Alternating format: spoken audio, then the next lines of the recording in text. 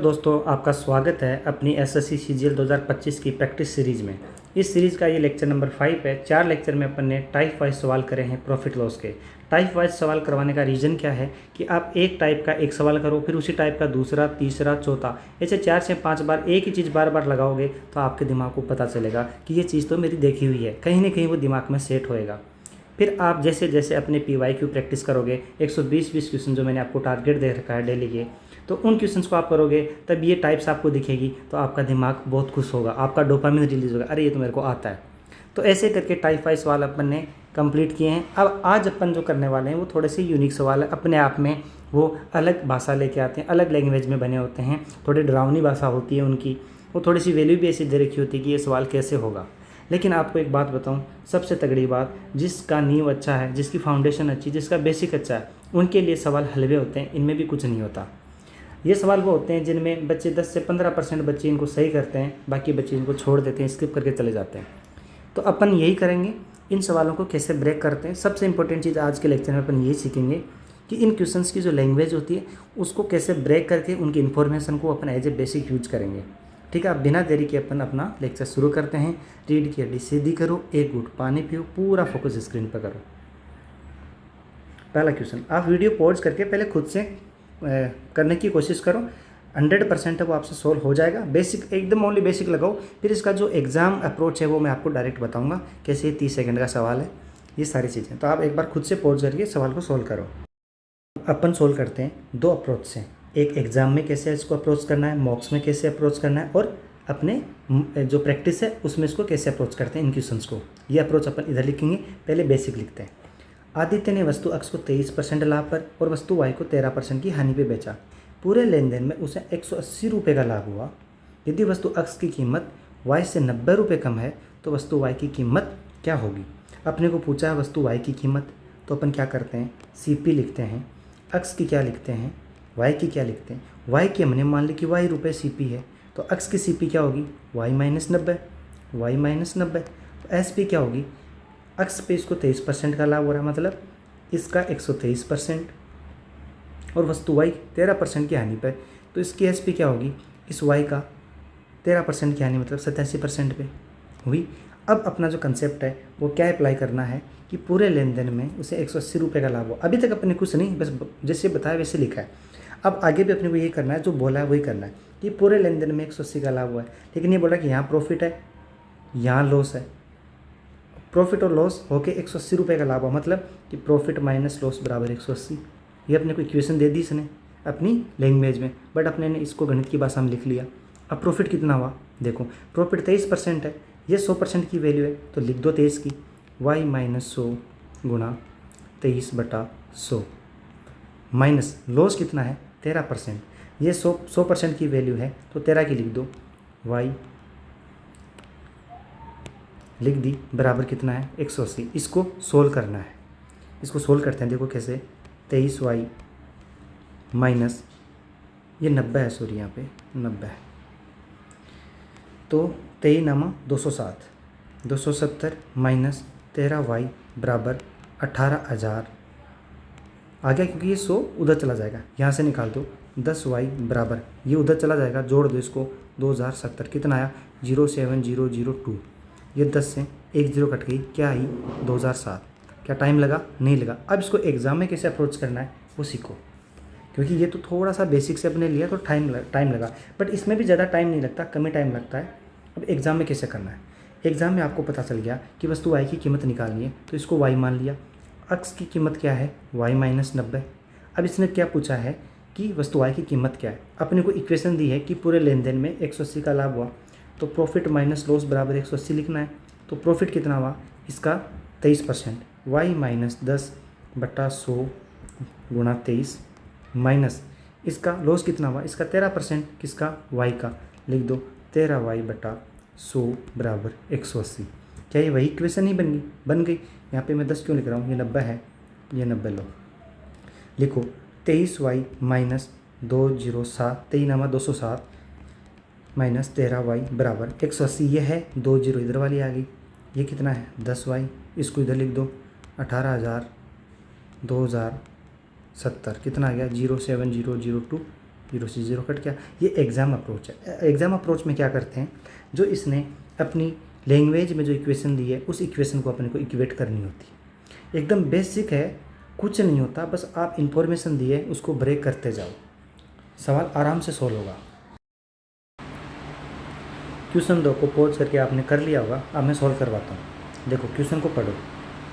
एक विक्रेता ने एक ग्राहक को धोखा देते हुए 1 किलो में 20 कुकीज़ की बजाय 19 कुकीज़ को 95 रुपये में बेच दी। यदि विक्रेता ने कुकीज़ को 76 रुपये में खरीदी तो लाभ क्या होगा। अब आपको दिख रहा है कि धोखा देते हुए मतलब डिसऑनेस्ट शॉपकीपर का मतलब इधर शॉपकीपर की क्या होती है CP, इधर क्या होती है SP। तो यहाँ पे वो क्या करेगा, सामान देगा, इधर से क्या करेगा, पैसे लेगा। तो इसने सामान कितना दिया, 19 दिया, कितना दिया, 19 दिया, लेकिन पैसे कितने के लिए, 20 के लिए। अब देखो इसको इसने ये बताया कि मैंने 20 कुकीज़ 76 रुपये में खरीदी और 95 में बेच दी। तो अपन मान लेते कि इसने 20 दी तो इसको 95 रुपये मिले, मतलब कितने रुपये प्रॉफिट मिला, 19 रुपये प्रॉफिट, 19 रुपये प्रॉफिट आ गया। ठीक है, इसने 20 दे दी और 76 में खरीदी हुई थी और 95 में दे दी अपने को। अब अपने को दिख रहा है कि 19 का प्रॉफिट हो चुका है, लेकिन इसने बेईमानी करके 20 की जगह 19 ही दी, तो एक कुकी उसके पास बच गई। तो एक कुकी की जो CP होती है वो इसके पास एक्स्ट्रा पैसा बचा हुआ भी, क्योंकि वो अगर बिना प्रॉफिट के भी बेचे तो एज ए CP उसके पास अमाउंट तो पड़ी है। तो एक कुकी की अमाउंट कितनी है, देखो 20 की 76 है, एक की कितनी होगी 76/20, पॉइंट हट गया, कितना आ गया 3.8। ये इसका प्रॉफिट है 3.8। ये सवाल थोड़ा आसान था, लेकिन कुछ बच्चों के लिए ज़रूरी था रखना। अगला सवाल करते हैं। बहुत अच्छा सवाल है, खुद से ट्राई करो, बहुत आसान है, विद इन 25 सेकंड में आप सवाल को सोल्व कर लोगे। चलो अब मैं करता हूँ। सिड और यूवी ने 2 वस्तुएं क्रमशः 2400 और 3600 में खरीदी। देखो मैं इन्फॉर्मेशन लिखता जाऊँगा साथ साथ में। सिड और यूवी ने अपनी वस्तुओं को क्रमशः X% और X/2% लागत मूल्य से अधिक पर चिन्हित किया और वस्तुओं को क्रमशः X/2 और X% की छूट देकर बेचा। यदि यूवी द्वारा होने वाली हानि, यह है केस बन गया। केस बनते ही अपने को क्या करना है, जो भी केस देता है इन्फॉर्मेशन, जो भी क्वांट के इक्वेशन में केस देता है, यदि ये, तो क्या होता है, वो लैंग्वेज में एक इक्वेशन दी होती है क्वांट की, तो उसको अपने को क्या करना है, इस लैंग्वेज को हमेशा क्वांट की इक्वेशन में लिखना होता है। ठीक है, यूवी द्वारा प्रॉफिट किसने किया, यूवी ने किया। यूवी द्वारा होने वाली हानि, यूवी द्वारा होने वाली हानि का प्रतिशत सिड द्वारा अर्जित लाभ प्रतिशत का 3 गुना है। तो देखो लॉस किसने किया, यूवी ने किया। अब जो प्रॉफिट किया किसने किया, सिड ने किया। अब सिड के द्वारा अर्जित लाभ का 3 गुना है, तो जो लॉस है वो 3 गुना है किसका, प्रॉफिट का। किसके प्रॉफिट का, सिड के प्रॉफिट का। ये इक्वेशन दी थी, ये हमने लिख ली। बस इतना ही करना और कुछ नहीं करना अपने को। ये सवाल सोल्व हो चुका। अगर आपने ये इन्फॉर्मेशन पकड़ ली तो बहुत अच्छा है। अब देखो अपने को ये निकालना है, ये देखो कि ये जो इक्वेशन दी होती है क्वेश्चन में, उस इक्वेशन को अपने को अपनी लैंग्वेज, क्वांट की लैंग्वेज में लिखनी होती है, यहीं से सवाल का आंसर निकलता है। अब देखो इसने क्या किया, सिड की करते हैं पहले। सिड ने X% बढ़ाया और X/2 से घटा दिया। ठीक है, और यूवी ने क्या किया, X/2% से इसको बढ़ाया और X% से घटा दिया। आपको दिख रहा है कि इसने ज़्यादा बढ़ाया फिर कम घटा दिया, तो सिड को तो क्या होगा, प्रॉफिट, जो कि यहाँ पे दिया हुआ भी है। वाई ने क्या किया, बढ़ाया कम बट घटा ज़्यादा दिया, तो लॉस हो गया। अब ये बताओ कि ये इसका प्रॉफिट कैसे आएगा। अब मैं इस चीज़ को ऐसे आपको दूसरी भाषा में बोल दूँ कि सिड ने 20% वस्तु की कीमत को बढ़ा दी, फिर 10% से घटा दी, तो बताओ सिड को कितना प्रॉफिट हुआ। तो आप बोलोगे सिर्फ तो एक ही वस्तु पे 20 बढ़ा रहा है, फिर उसी वस्तु की जो कीमत आई उस पर 10% से घटा रहा है, ये तो सक्सेसिव है। अगर वस्तु की कीमत 100 रुपये है तो यहाँ से 120 हो गई। अब 120 का 10% घटा दिया, मतलब 12 रुपये घटा दिया, तो कितना बच गया, 8 रुपये, फिर भी इसको प्रॉफिट बच रहा है। मतलब ये क्या है, सक्सेसिव ही तो हुआ। देखो ये नीचे वाला पोर्शन अगर आपको समझ में नहीं आया तो मैं एक बार फिर बताता हूँ। देखो सिड ने क्या किया, 100 रुपये की वस्तु पे 20 रुपये बढ़ाए, तो वस्तु कितनी की होगी, 120 की। फिर इसने 10% से डिस्काउंट दे दिया। 10% क्या होता है, यहाँ से 12 रुपये, मतलब वस्तु कितने में बिकी, 120 से 12 घटाओ कितने, 108 रुपये में। तो सिड को कितना प्रॉफिट हुआ, 108 का। ये क्या है, ये सक्सेसिव तो है। 20 बढ़ाया 10 घटाया, 20 बढ़ाया 10 घटाया माइनस 10 गुणा 20/100, सक्सेसिव तो है। अब ऐसे ही क्या है, जो दूसरा वाला है यूवी, उसने भी यही काम किया कि नहीं किया, किया। अब ये देखो ये दोनों सक्सेसिव है, तो यहाँ से इसको क्या मिल जाएगा, सिड को प्रॉफिट मिल जाएगा, इसको सक्सेसिव से लॉस मिल जाएगा। दोनों को यहाँ पुट कर दो, आंसर आ जाएगा। पुट करो, देखो सिड का पहले प्रॉफिट निकालते हैं, कितना था प्रॉफिट, कितना हुआ, x minus x/2 minus x गुणा x/2/100। ये क्या निकल गया, प्रॉफिट किसका, सिड का। इसका 3 गुणा क्या होगा, y इसकी यूवी की लॉस होगी। लॉस कैसे निकालेंगे, पहले x/2 से हमने बढ़ाया, फिर हमने x से घटाया और x गुणा x/2/100, ये क्या आ गया, लॉस। लेकिन इसकी वैल्यू क्या आएगी, नेगेटिव आएगी ना, इसकी वैल्यू क्या आएगी, पॉजिटिव आएगी, नहीं आएगी, आएगी। लेकिन अपने को क्या करना है, न्यूमेरिकल वैल्यू सेम करनी है। अब जैसे अपन क्या बोलते हैं कि 10% प्रॉफिट किया किसने, इसने सिड ने, लेकिन 30% का लॉस किसने किया, यूवी ने। तो अपन यहाँ -30% थोड़ी लिखते हैं, 30% लिखते हैं। तो अपन क्या करेंगे, जो नेगेटिव वैल्यू आने वाली है उसको पॉजिटिव बनाने के लिए आगे माइनस लिख देंगे। लिख दिया। अब इसको अपन सोल्व करते हैं। देखो इसकी एग्ज़ाम अप्रोच बहुत शॉर्ट है, मैं आपको दिखाऊंगा, ये मैं आपको समझाने के लिए लिख रहा हूँ। अब देखो इसको शॉर्ट कर लो, x माइनस x/2 मतलब x/2, 3 है तो 3 भी लिख दो। फिर क्या है, -3x² बटा 200, ये इधर वाली लिख दी मैंने, कोई गलती नहीं करी, नहीं करी, बराबर। ये माइनस अंदर ले जाओ तो माइनस माइनस माइनस प्लस, ये प्लस हो गया, नहीं माइनस और ये प्लस और ये प्लस, तो यहाँ से क्या होगा, x/2, ये कितना आया, x² बाई 200। ये इक्वेशन बनी, इसको सोल्व कर दो, इससे ये कट गया, 1x बच गया, 1x बराबर 4x² बटा 200। इसको इससे काट दो 2, x से x कट गया, x की वैल्यू कितनी आ गई, 50। इट मीन्स x की वैल्यू क्या थी, 50%। अब इसका मैं एग्ज़ाम अप्रोच सिखाता हूँ, ये मैंने बेसिक से आपको समझाया है। अब इसका एग्ज़ाम अप्रोच क्या है वो देखो, आपको ऐसे ही प्रैक्टिस करनी है जैसे मैं अभी करवा रहा हूँ। अपन ने पढ़ा, पढ़ने के बाद पता चला कि ये तो क्या पूछ रहा है, x की वैल्यू पूछ रहा है, x की वैल्यू मतलब x% पूछ रहा है। तो अपने को इन दोनों अमाउंट से मतलब नहीं है, जब परसेंटेज पूछता है तो अमाउंट गई भाड़ में।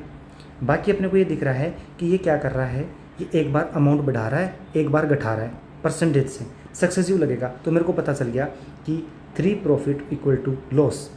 ये मैं यहाँ लिख रहा हूँ, बट ये मैं पेन चला के एग्जाम में नहीं लिखने वाला। एग्जाम में मैं डायरेक्ट क्या लिखूँगा, इक्वेशन। कैसे लिखूँगा, प्रॉफिट कितना हुआ मेरे को, x से बढ़ाया, x/2 से घटाया, तो ओवरऑल क्या हो गया, ये हो गया मेरा प्रॉफिट। इसका 3 गुना बराबर मैं लिखूँगा लॉस के। लॉस कितना है, x/2 से बढ़ाया, घटाया x से, माइनस x गुणा x/200।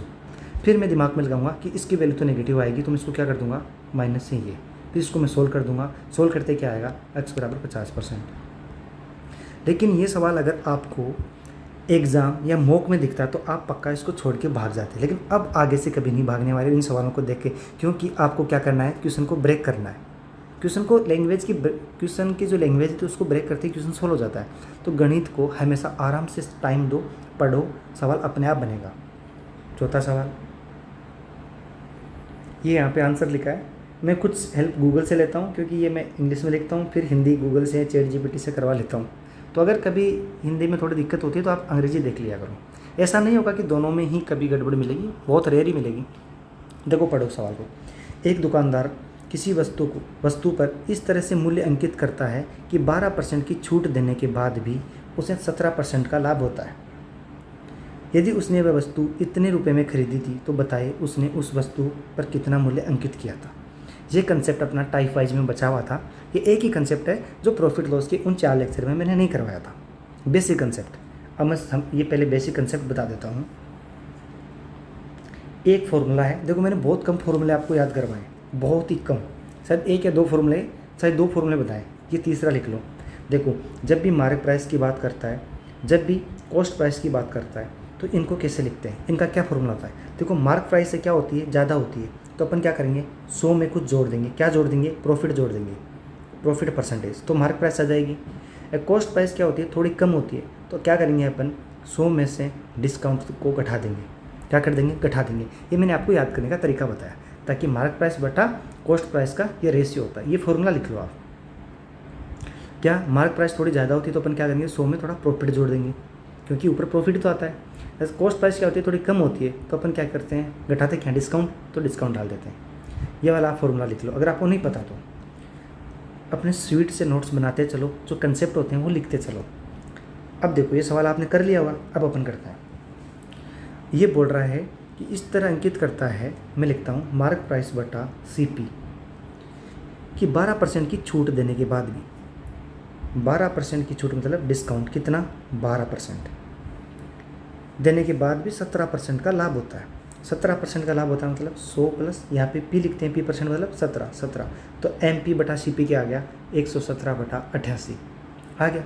ये बोला यदि उसने वस्तु को 1867 में खरीदी थी, कितने में, 1867 में, 88 की वैल्यू 1867 दी है, तो बताइए उसने उस पर कितना मूल्य अंकित किया था। अपने को किसकी निकालनी पड़ेगी, 117 की वैल्यू निकालनी पड़ेगी। तो अपन कैसे निकालेंगे, 18, इधर नीचे लिख देता हूँ, 1867 बट्टा 88 गुणा 117। ये सवाल ईजी है, लेकिन मैं क्यों लिया, मैंने कैलकुलेशन के पर्पज से लिया। देखो सब में आ रहा है, कैलकुलेशन दिख रही है, तो इसको कैसे करेंगे अपन। अब देखो इस सवाल को मैं कैसे तोड़ूंगा कि भाई पहले इससे गुणा को इससे भाग दूँ। इससे अच्छा मैं क्या करता हूँ, इसका डायरेक्ट भाग दूंगा। किस में, इधर देखो 88 का 10 गुना कितना होता है, 880। इसका 20 गुना क्या होगा, 800, 800, 1600, 1600 और 160, 1760 होगा। तो मैं इसको कैसे लिखूँगा, 1760 प्लस 160 गुणा 117 बटा 88। ये मैं बटा लिख रहा हूँ, बट मैं एग्जाम में इसे पूरा नहीं लिखने वाला, आपको बस सिखाने के लिए पर्पज से। तो मेरे को पता है मैं इसमें 88 का भाग दूँगा तो 20 बार जाएगा, कितनी बार, 20 बार। अब 20 को मैं 117 से गुणा करूँगा, तो 17, 17, 34, तो 2340 आ गया। प्लस अब 107 बचा, 107 को मैंने 107 117 से गुना होगा, तो 117 को मैं लिखूँगा कितना, 88 प्लस कितना ज़्यादा है, 29 ज़्यादा है, लिख दिया, बट्टा मैंने 88 लिख दिया। अब मेरे पास 2340 तो आ गया। अब यहाँ से क्या आएगा, 88 को 88 से काटा, 107 और आ गया, 107 लिख दो, 7 4 4 2, तो 2447। अब क्या बचा यहाँ से क्या बचा, 107 और 29, तो 107 को क्या लिखूँगा, 88 प्लस 19 गुणा 29 बटा 88।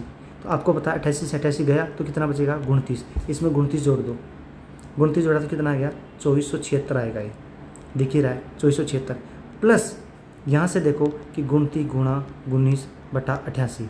अब इसको क्या मान लो, 20 मान लो, इसको एक बार 30 मान लो अप्रोक्सीमेशन, तो कितना आ गया, 600 बटा 88।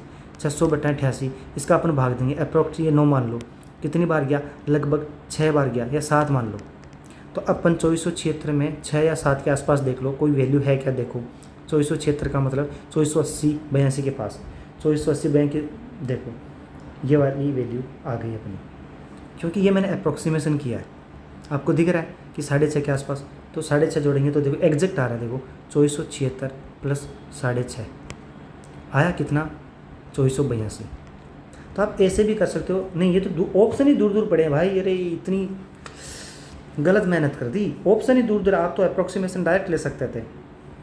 ये ऐसे अपन कैलकुलेशन को ब्रेक कर सकते हैं, इसमें ज़्यादा टाइम नहीं लगता। देखो मैं आपको ये दिखाने के पर्पज़ से मैंने ऐसे लिखी है, बाकी मैं इसको कैसे लिखूँगा अगर मैं पेपर में इसको अटैम्प्ट करता तो मेरे को दिख रहा है कि 1867 बटा 88 गुणा 117। मैं क्या करूँगा, इसको डायरेक्ट लिखूँगा, 88 डबल करूँगा, कितना, 1760 प्लस 107, ये हो गया।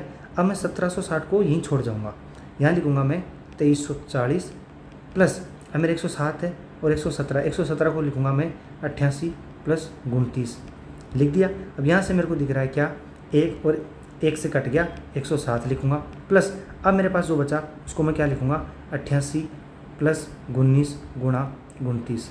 अब यहाँ से मेरे पास 29 आ गया, फिर मेरे पास जो बचा 20 गुणा 30 बटा 88। ज़्यादा टाइम नहीं लगता, आपको लगता है कि ये लिखने में टाइम जाता है, बट ये कैलकुलेशन करने में जोर नहीं आएगा, दिमाग है ना गलत चीज़ नहीं करेगा आपकी। ये ऐसे ब्रेक करोगे तो आप बड़ी बड़ी चीज़ें तोड़ना सीखोगे। अब क्वेश्चन नंबर 5, मनोज सोमवार को एक शर्ट कुछ हानि पर बेचता है। देखो मैं ये मान के चल रहा हूँ, आपने क्वेश्चन देखते ही पॉज किया है वीडियो और सोल्व किया है, ठीक है। मनोज सोमवार को एक शर्ट कुछ हानि पे बेचता है। मंगलवार को यदि वह शर्ट की बिक्री की कीमत 8% घटा देता है तो उसकी हानि सोमवार की तुलना में 5% अधिक हो जाती है। तो बताओ सोमवार को वह शर्ट कितनी प्रतिशत नुकसान पर बेचता है। अब ध्यान से देखो, इस क्वेश्चन में देखो हमेशा क्वांट में कुछ नहीं है, क्वांट में जो वर्ड्स होते हैं उनको अच्छे से देखा करो। इसने बोला मंगलवार को यदि वह शर्ट की बिक्री कीमत पर 8% कम करता है, मतलब एसपी पे 8% कम करता है, तो क्या होता है उसकी जो हानि होती है वो 5% से बढ़ जाती है। मैंने एक कंसेप्ट बताया था अपनी दूसरी क्लास या पहली क्लास में शायद, मैंने क्या बताया था कि एसपी में जितनी अमाउंट चेंज करोगे, एसपी में जितनी अमाउंट चेंज करोगे उतना ही अमाउंट आपका प्रॉफिट या लॉस बढ़ जाएगा या घट जाएगा। अगर एसपी की अमाउंट आपने 10 रुपये से बढ़ाई है तो आपका प्रॉफिट है वो 10 रुपये से बढ़ जाएगा। अगर आपने एसपी की वैल्यू 90 रुपये से कम करी है तो जो भी आपका प्रॉफिट या लॉस है वो 90 रुपये से चेंज हो जाएगा। ये मैंने आपको बताया था अच्छे से लिख के, तो वही कंसेप्ट है। बस देखो इस सवाल को कुछ है ही नहीं, इन सवालों में मैंने देखा है टेक्स्ट बुक पे बहुत कम बच्चे अटेम्प्ट कर रहे हैं। करना क्या है आपको दिख रहा है, सीधा सीधा लिखो। अगर आपने ये कंसेप्ट सीख रखा आप क्या करोगे, एसपी का 8% बराबर लॉस का 5%, एसपी बट्टा एल बराबर कितना गया 5/8। आप बोलोगे सर यहाँ से एसपी 5 है, एसपी 5 है, इस पे लॉस कितना है 8 का लॉस है, तो सीपी क्या रही होगी, सीपी 13 रही होगी कि 13 में से 8 गया तो कितना बचा 5, तो सीपी 13 है, लॉस 8 है, तो निकाल दो। क्या पूछा है, लॉस परसेंटेज निकाल दो। कितना निकालोगे 8/13। अब 1/13 स्टैंडर्ड वैल्यू याद रखो कितनी होती है 7.69%। ये 1/13 है तो 8 से गुणा कर दो कि भाई 1/13 की वैल्यू मैंने लिख दी, 8 से गुणा कर दो, 8 × 7 = 56 प्लस इसको मैं एक बार 69 को 7 मान लूँ, फिर से 56 लिख दो, कितना आया 0.616, 61.6 के आसपास ये वाली वैल्यू। क्यों मैंने थोड़ा सा इसको हल्का मान लिया ना, 0.69 को मैंने 7 माना, थोड़ा सा ज़्यादा आया मेरा, देखो मैच खा गया। फिर से बताऊं, देखो अपने को बेसिक पता था, बेसिक पता क्या था कि एसपी में जितना चेंज होता है उतना लॉस या प्रॉफिट में चेंज होता है। बस ये इक्वेशन लिखी, इस इक्वेशन ये बन गई, इसके बनते तो अपनी जो स्टैंडर्ड ये अपन जो इक्वेशन लिखते हैं ये आ गई। इसके बाद क्या, बहुत आसान है। देखो इसको है ना एग्ज़ाम में कैसे अप्रोच करता मैं होता, मैं कैसे करता, मैं क्या करता, मेरे को क्वेश्चन पढ़ा, मेरे को मतलब ही नहीं, सीधा दिख गया मेरे को एसपी 8 है, लॉस 5 है, नहीं एसपी 8 बराबर लॉस 5। यहाँ से मेरे को दिख गया कि 5 है, 8 है, 13 है, तो 8/13 की वैल्यू निकालनी है। और 8/13 मेरे को कंटेस्ट याद है क्या, 1/13 क्या होता है 7.69 × 8, तो मैं क्या करता 56 + 56, ये लो हो गया। आगे क्वेश्चन, एक व्यक्ति, आपने कर लिया होगा, एक व्यक्ति 2 किताबें एक ही लागत मूल्य पे खरीदता है, दोनों की जो लागत मूल्य है वो सेम है। वह पहली किताब को 20% के लाभ पर और दूसरी किताब को लागत मूल्य पे 2 बार 10% की छूट देकर बेचता है। यदि व्यक्ति को कुल लाभ 5 रुपये, इक्वेशन बनानी है क्या, पहले पे 20% का प्रॉफिट, पहले पढ़ लेते हैं पूरा देखो, तो बताइए उसे दूसरी किताब को कितनी प्रतिशत लाभ पर बेचना चाहिए ताकि उसका कुल लाभ 125 रुपये हो जाए। अब देखो इस क्वेश्चन को आपने पढ़ा होगा, तो मैं मान के चल रहा हूँ आपने पढ़ लिया होगा। अब देखो अपने को वही इक्वेशन निकालनी है, कौन सी वाली, यहाँ से इसने इक्वेशन दिए, यदि उसके पास 5 रुपये हैं अभी फ़िलहाल में, यहीं से करता सोल्व। पहली पे 20% का प्रॉफिट है, दूसरी पे 10% की 2 छूट है, तो 100 रुपये की वस्तु पे 2 छूट दे दी, 9/10 × 9/10, 81 रुपये की वस्तु बची, मतलब 19% का लॉस लिख दो, 19% का लॉस। लेकिन दोनों की सीपी तो सेम है, तो ओवरऑल जो प्रॉफिट है वो इनका ही जो डिफरेंस है वो रहेगा, मतलब 1% का प्रॉफिट आ रहा है। 1% मतलब ये 1% किसके, ये 100 पे ले रहे अपन, टोटल पे नहीं ले रहे, मतलब 1% आ रहा है यहाँ से डिफरेंस, तो 1% की वैल्यू 5 रुपये है, ये मान के चलो, है कि नहीं है। 1% की वैल्यू 5 रुपये है, अपने को चाहिए 125 रुपये, 5 रुपये तो लाभ अपने पास पड़ा ही है, अपने को कितना चाहिए 125 में 120 रुपये और चाहिए अपने को, तो 1% से 5 रुपये आ रहे हैं, अपने को चाहिए यहाँ पे 120 रुपये, कितना गुणा है 24 टाइम्स, तो अपना परसेंटेज भी क्या होगा 24 गुणा। तो अपने को क्या चाहिए 24% और चाहिए कि 24% और कहीं से मिल जाए तो अपने पास 125 रुपये लाभ हो जाएगा। तो दूसरी किताब पे पूछ रहा है, तो ये 24% एक्स्ट्रा है वो अपन दूसरी किताब से लेते हैं। तो दूसरी किताब को अभी अपन कितने में बेच रहे थे 81% में बेच रहे थे, तो 81% में 24% जोड़ दो, कितना आ गया 105। तो कितने पे बेचनी पड़ेगी 5% पे। मेरे को लग रहा है समझ में आ गया होगा, बहुत बेसिक है, एक बार आप दोबारा समझो, अगर आपको नहीं है दोबारा देख लो। आगे चलते हैं। एक जनरल स्टोर थोक ग्राहक को चीनी पर अंकित मूल्य पर 20% की छूट देता है। 20% की छूट देता है किसको, थोक ग्राहक को, जबकि सामान्य ग्राहक को 10% की छूट देता है। श्री मिश्रा ने 15 किलो चीनी थोक ग्राहक के रूप में और 10 किलो चीनी सामान्य ग्राहक के रूप में खरीदी। अब मिश्रा ने पूरी चीनी को बेच दी और पूरे लेन देन पर 25% का लाभ कमाया। देखो 25% का लाभ कमाया, ये अपने को इक्वेशन देगी कौन सी, क्वांट की। तो बताइए मिश्रा द्वारा तय की गई प्रति किलो चीनी की विक्रय कीमत जनरल स्टोर की अंकित कीमत का कितना प्रतिशत थी। अब देखो पहले पढ़ो, 15 किलो चीनी पे इसको 20% की छूट मिली कि नहीं मिली, क्योंकि एज ए थोक ग्राहक है। फिर 10 किलो चीनी पर सामान्य ग्राहक के रूप में खरीदी। मैंने मान लिया कि चीनी की जो कीमत है वो 100 रुपये, किसके पास, जनरल स्टोर वाले के पास 100 रुपये की कीमत से बेच रहा है। लेकिन इसने क्या किया 20% की छूट दी। 20% की छूट कितनी चीनी पे दी, 15 किलो चीनी पे। और 10 किलो चीनी पे कितनी छूट दी इसने, 10%, तो लिख दिया 10%। तो अब ये देखो कि 100 रुपये में 1 किलो चीनी आती है, बट इसने क्या किया 80 रुपये वाली भाव में यहाँ से खरीद ली। मैं इसको 80 डायरेक्ट लिख देता हूँ अमाउंट में, 15 किलो चीनी और 10 रुपये किलो चीनी। 15 किलो चीनी इसको 80 के भाव में मिल गई, 10 किलो चीनी इसको 90 के भाव में मिल गई। लेकिन ये थोड़ी सी लंबी कैलकुलेशन देगा, मैं इसको रेशियो से कर लूँ, क्योंकि इसने पूछा क्या परसेंटेज, अपने को अमाउंट से मतलब ही नहीं। एक काम करते हैं, ये 3 कर लो, ये 2 कर लो, कट गया 5 से। तो इसने कितने रुपए दिए, इसने 3 चीनी की खरीदी 80 के भाव में, 2 खरीदी 90 के भाव में। तो टोटल पैसे कितने लगे इसके 240 यहाँ और 180 यहाँ। तो टोटल कितने हो गए 0, 12 को 2 हासिल की 1 4, 420 रुपये दिए इसने। 420 रुपये में कितनी किलो चीनी खरीदी इसने, 5 किलो चीनी। तो ये जो अमाउंट आई वो 5 किलो चीनी की आई। तो लिखो 420, ये इसकी सीपी है मिश्रा के लिए। लेकिन मिश्रा ने इसको बेचा है कितने पे है, 25% के प्रॉफिट पे। मतलब ये अगर 4 की वस्तु है, 1 का प्रॉफिट होके 5 में बिक गई, मतलब ये 100 है तो ये 125 में बिक गई, वही चीज़ है। ये चीज़ अब आपको समझ में आ गया होगा कि 4 और 5 में कैसे लिखता हूँ। तो ये कितने की वैल्यू है, ये 4 की वैल्यू है, 420 रुपये इसने पूरे दिए एज ए सीपी। लेकिन एसपी क्या होगा, ये तो 4 की वैल्यू है, ये 5 की वैल्यू, ये इसकी एसपी होगी किसकी, मिश्रा की। लेकिन इसने पूछा है 1 किलो की विक्रय मूल्य, ये तो 5 की है एसपी, 5 केजी की। 1 केजी की पूछी तो 5 का भाग दे दो, 5 से 5 कट गया, इसमें आप भाग दोगे तो कितना आ गया 1 0 20 का मतलब 5, तो 105। तो मतलब 100 की वस्तु थी 105 में बेच रहा है। थोक जनरल स्टोर ने 100 रुपये की कीमत रखी थी, इसने 105 रुपये की कीमत रखी है। तो क्या हो गया 105%। समझ में आया होगा। एक बार फिर बताता हूँ, देखो करा क्या आपने, ये छोड़ो रामायण गाथा, सीधा कंसेप्ट देखो। दुकान से कुछ खरीदा, उस पर कुछ सीपी लगी, कॉस्ट प्राइस लगी मिश्रा को। अब मिश्रा ने इसको 25% के अधिक पे बेचा। 25% क्या होता है, क्या देखो यहाँ पे ये सीपी है 4 की वैल्यू, अपने को कितने की चाहिए 5 की। लेकिन जो कॉस्ट प्राइस थी वो 5 किलो चीनी की थी, अपने को 1 किलो चीनी की चाहिए, तो इसमें अपन क्या करेंगे 5 का भाग देंगे। ठीक है, अगला क्वेश्चन देखो। आपने कर लिया होगा, लेकिन हिंदी वालों के लिए थोड़ी सी लैंग्वेज प्रॉब्लम हुई है, मैं समझा देता हूँ। देखो ये बोलना चाह रहा है, मैं सीधी, आपने देखो हिंदी वाले अंग्रेजी पढ़ के भी समझ सकते थे, लेकिन मैं डायरेक्ट समझा रहा हूँ आपको।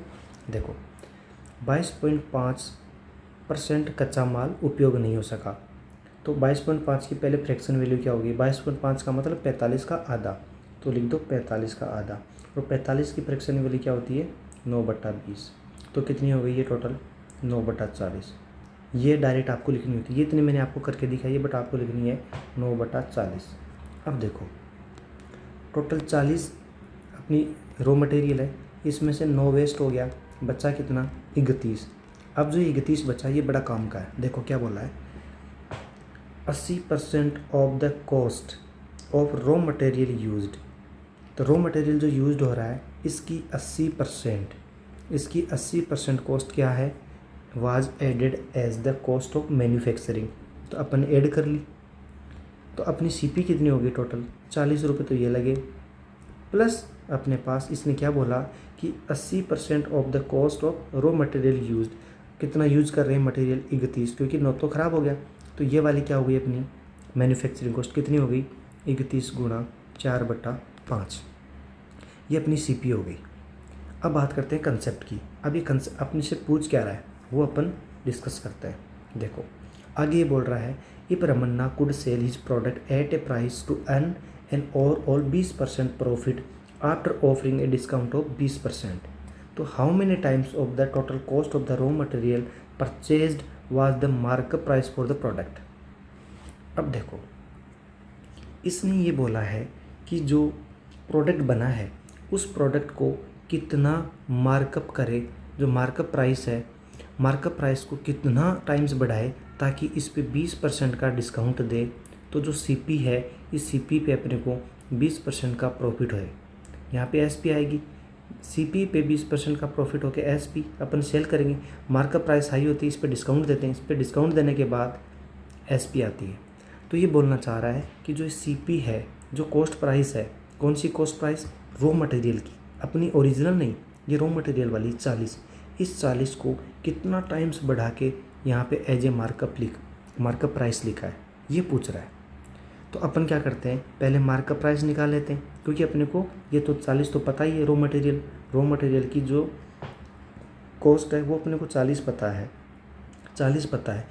अपने को अगर मार्कअप प्राइस पता चल जाए तो अपन डायरेक्ट निकालेंगे। तो मार्कअप प्राइस कैसे निकालेंगे, देखो मैं आपको सरल भाषा में बताता हूँ। ये अपनी सीपी है, मैं यहाँ लिखता हूँ सीपी, ये कॉस्ट प्राइस है।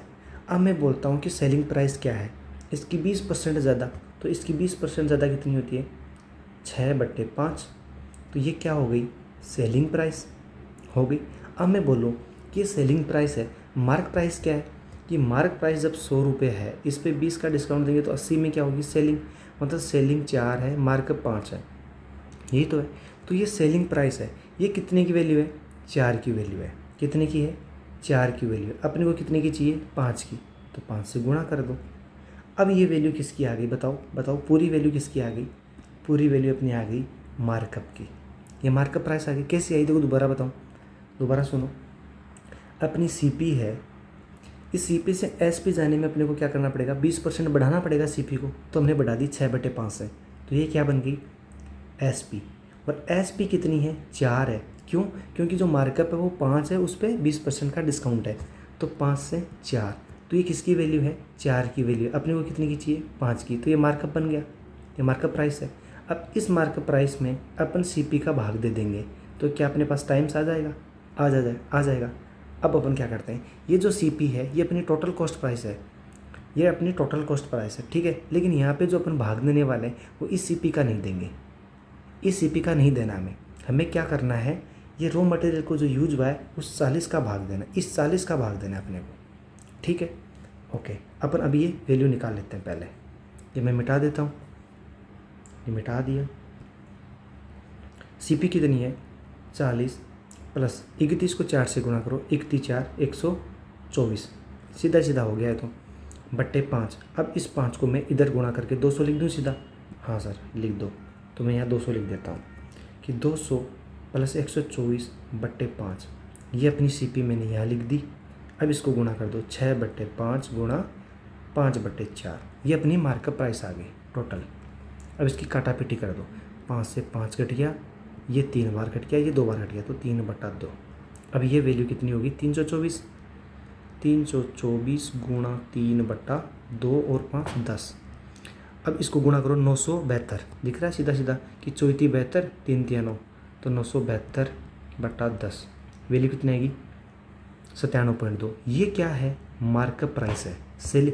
अब ये बोला है कि ये कितने टाइम से किसकी, इस 40 की, तो अपन क्या करेंगे इसका भाग दे देंगे सीधा 7.2 मान लेता हूँ, 40 का भाग दूंगा तो 4 का दे देता हूँ।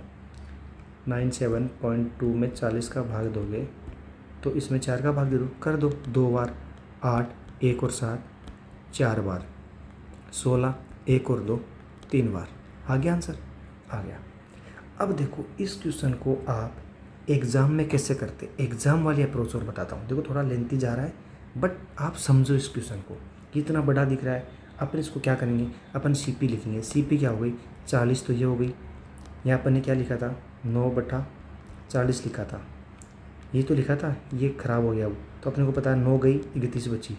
तो अपन क्या करेंगे, 31 का 80% कितना, 4/5।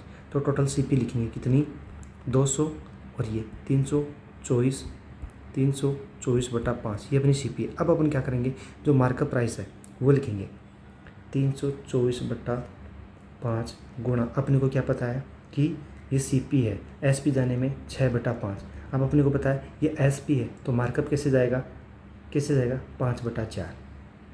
ठीक है, इसमें किसका भाग देना है अपने को, 40 का भाग देना है।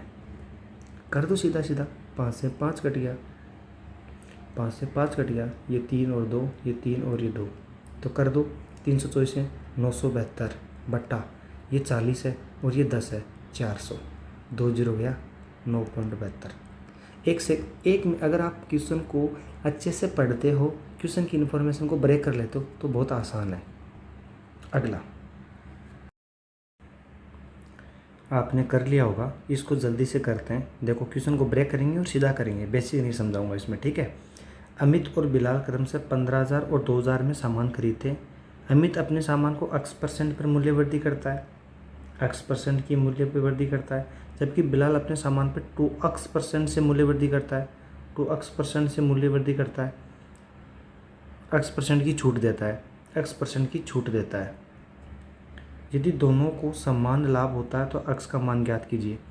दोनों को समान लाभ ज्ञात होता है तो अपन क्या करते हैं, इसको थोड़ा इजी कर लेते हैं। ये 3:4 हो गया, ठीक है। अब लाभ समान करना है तो इस पे लाभ कितना है, x%, 3 रुपये का x% क्या हो गया, लाभ हो गया। किसको, अमित को। ये लाभ किसके बराबर है, बिलाल को 4 पे ये इस लाभ के बराबर। तो ये सक्सेसिव नहीं दिख रहा कि पहले 20% बढ़ा दिया फिर 10% घटा दिया, तो इसको रिजल्टेंट क्या लिखते हैं, 20 -10 -20 गुणा 10/100 ये लिखते हैं। भाई कितना परसेंट ओवरऑल बढ़ा ये तो करते हैं।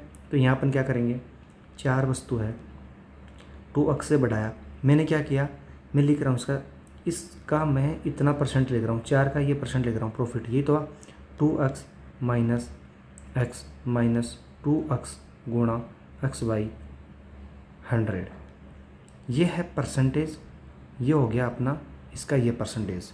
देखो ये मान लो कि ऐसे 5% आया तो अपन क्या लिखते, 4 का 5% ये लिखते। पहले तो 5 निकाला तो 5 तो ये निकल गया यहाँ से, और ये अपना क्या है, 100 ये है। तो इसे कंफ्यूज मत होना कि सर आपने फिर से 100 क्यों लिख दिया, ठीक है। अब इसको सोल्व कर लो, आपका उत्तर आ जाएगा। देखो 30x/100 बराबर, मैं इसको अंदर लेके जा रहा हूँ, x और x 4x में 100 से गुणा 400 400x - 2x², ये 100 से 100 कट गया, बटे में क्या बचा, 100 बचा, इसको छोड़ दो, ये 100 इधर गया तो 300x इधर गया, 400 इधर है तो कितने बच गया, 100x बराबर 2x²। इससे x से अच्छा ये 4 यहाँ भी तो जाएगा, ये 4 यहाँ भी तो गुणा होगा, तो ये कितना है 8x², ठीक है। x से x कट गया तो x की वैल्यू क्या आएगी, 100/8। 100/8 क्या होता है, 12.5। क्यों, क्योंकि 12.5% क्या होता है, 1/8। तो इन दोनों को गुणा करोगे तो उसके आने वाला है 100। देखो कभी भी फ्रैक्शन को, जैसे कि 16 से 16.66 है, इसका जो फ्रैक्शन होता है वो 1/6 होता है। अगर आप इन दोनों को गुणा करोगे ना तो हमेशा 100 आने वाला है, ठीक है। 12.5%। आसान था, कुछ ज़्यादा नहीं था। यहाँ पे सक्सेसिव देखना था आपको। देखो अगर ये आपको नहीं पता होता, सक्सेसिव नहीं लगा पाते, तो क्या ये सवाल आसानी से बनता, नहीं बनता। देखो बहुत आसान सवाल है, मैं करवा रहा हूँ तो आपको आसान लग रहा है, खुद करो तो भी आसान लग रहा है। क्यों, हमने क्या किया, x% बढ़ा दिया, इस पर सक्सेसिव है तो सक्सेसिव की हमने रेट लिख दी, और रेट लिख के हमने क्या किया, इन दोनों का प्रॉफिट बराबर कर दिया। कैसे? ये इसका परसेंटेज है, इसका 3 का है, ये किसका है? 4 का है। बस बात खत्म। उत्तर ये कैलकुलेशन का सवाल है तो आपने कर लिया होगा। बाकी मैं आपको बता देता हूँ। देखो, दुकानदार ने 3600 में निश्चित संख्या में सेब खरीदी। उसने उनका 5वां हिस्सा 10% की हानि पर, शेष 1/4 से 5% की हानि पे। जब भी बोले कि शेष का 1/4 सेब, शेष का 1/4, 2/4, तो शेष दिख जाए तो ये समझ लो कि अपने को जो परसेंटेज है वो फ्रैक्शन में कन्वर्ट करने हैं। ठीक है, जो हिस्सा दिया है उसको फ्रैक्शन में कन्वर्ट करना है, फिर उनके जो बट्टे में आते हैं उनको मल्टीपल करके अपने को मानना है। मैं अभी बताऊंगा, देखो सुनो। शेष 2/3 से 15% के लाभ पे बेचते, कुल मिला के 27% का लाभ प्राप्त करने के लिए शेष सेब को किस कीमत पर बेचना है, अपने को निकालना है SP। ठीक है, किसका? जो बची हुई है उनकी। तो सबसे पहले इंपॉर्टेंट काम, जब भी ऐसे वर्ड दिख जाए 1/4, 5वां हिस्सा ऐसे देना, तो अपने को क्या करना है, को फ्रैक्शन में लिख लो। पहले 1/5 यहाँ से लिखा, 1/4 यहाँ से लिखा, 2/3 यहाँ से लिखा। इनके बटे में जो है उनको गुणा करना होता है। इनको गुणा करके अपन क्या मानते हैं कि टोटल वस्तु इतनी थी, बस ये मान लेंगे। 5 और 4 20, 20 और 3 60, तो टोटल सेब 60 मान लेते हैं अपन। कितनी? 60। ये इसको मैं इरेज कर देता हूँ ताकि आप थोड़ा आराम से देख सको। थोड़ा जल्दी करते हैं, ये सवाल सिर्फ कैलकुलेशन का है। तो मैंने टोटल 60 वस्तुएं मानी। 60 का 1/5 कितना होता है? 12। तो 12 वस्तुओं को 10% के लॉस पे बेच रहा है। बची कितनी? 48 वस्तु। 48 में से 1/4 5% की हानि पे, 1/4 कितनी होगी? 12। तो फिर 12 वस्तु कितने में बेच रहा है? -5% की हानि पे। फिर बोल रहा है शेष 2/3 बची कितनी? यहाँ से कितनी बची? 36। 36 का 2/3 मतलब 24। 24 वस्तुओं को कितने में बेच रहा है? 15% के लाभ पे। अब बची कितनी? 12 वस्तु। तो 12 वस्तु को ये किस प्रॉफिट परसेंटेज पे बेचे ताकि ओवरऑल करके इनको 27% का लाभ होए। अब 27% का लाभ कितनी वस्तुओं पे हो रहा है? 60 वस्तुओं पे। एक प्रत्येक वस्तु पे 27% का लाभ हो रहा है, तो 60 वस्तुएं तो मैं इनको एक बार इंडिविजुअल लिख रहा हूँ कि टोटल इतना प्रॉफिट होना चाहिए 60 वस्तुओं के लिए। क्योंकि इधर भी तो एक, जैसे कि ये 12 है, ये अपने आप में इंडिविजुअल में -10% का कंट्रीब्यूट कर रही है। 12 की 12 प्रत्येक 10% का कंट्रीब्यूट कर रही है। तो अपन क्या करते हैं, ये वेटेड एवरेज का सवाल है, कर दो सीधा सीधा। इसको इससे गुणा करो, ये -120 का कंट्रीब्यूट कर रही है टोटल। ये कितना हो गया? 60%। ये कितना हो गया? 24 को पहले 10 से गुणा क्यों? 240। 24 को 5 से कर दो, कितना आ गया? 120 प्लस 12x बराबर कितना है? 27 को 6 से गुणा, 27 या 81 होता है, इसका डबल कर दो, कितना? 162। 1620 यहाँ से काटा पीटी करो, 180 है, 180 काट दो यहाँ से, कितना? 60 ये बच गया और 120 है, 180। तो 180 उधर जाएगा, क्या होगा? माइनस होगा, कितना? 180। 0 12 में गया 4, यहाँ 5 बच गया, 5 से 4 1440। तो 12x की वैल्यू कितनी आ गई? 1440। तो x की वैल्यू कितनी आ गई? 120, क्योंकि ये 12 का स्क्वायर है, तो 120 आ गई। तो 120 क्या आया? ये परसेंटेज है। तो जो 12 वस्तुएं हैं उनको प्रत्येक को 120% के प्रॉफिट पे बेचेंगे अपन, तब जाके ओवरऑल 27% का लाभ आएगा। तो अपने को पूछ रहा है कि शेष वस्तुओं को किस कीमत पे बेचा। तो अब ये देखो, एक कीमत की प्राइस क्या है? CP अपने को पता है कितनी है, कि टोटल कॉस्ट प्राइस 3600 है, जिसमें 60 वस्तुएं हमने खरीदी। ये CP है कि नहीं है? अब ये देखो, एक की CP है, अब ये 120% का प्रॉफिट है, मतलब 100 की वस्तु 220 में गई। तो अपन इसका क्या करेंगे, इसको 220 कर देंगे। ये 100 की अमाउंट है, अपन 220 की निकाल ली। ये कितने की निकाली? ये एक सेब की अपन अमाउंट निकाली। अपने पास सेब कितनी थी? शेष सेब जो बची हुई है वो कितनी है? 12 है। कितनी? 12। तो 12 का निकालना, तो 12 से गुणा कर दो। अब देखो, आराम से देखो, 2 0 से 2 0, 1 0 से 1 0, 6 से 6। अब देखो, 2 और 2 4, 4 को 6 से गुणा किया तो 6 चौके 24। 4 क्या आया अपना? Unit digit. या तो ये ऑप्शन आएगा या फिर ये आएगा। वैसे तो ये कैलकुलेशन आसान है, कर ही देते हैं सीधा सीधा। देखो, 6 गुणा 2 गुणा 11 गुणा 12 हो गया। 6 दूनी 12, 12 कितना हो गया? 12 गुणा 12 144। 144 को 11 से गुणा करो, 144। 4 8 5 1 1584 हो गया। आसान था, कुछ नहीं था। बस आपको क्या करना होता है, ये वाली चीज़ देखनी होती है कि 12 वस्तु प्रत्येक x% का कंट्रीब्यूट कर रही है, तो टोटल कितना परसेंटेज हो गया, 12x।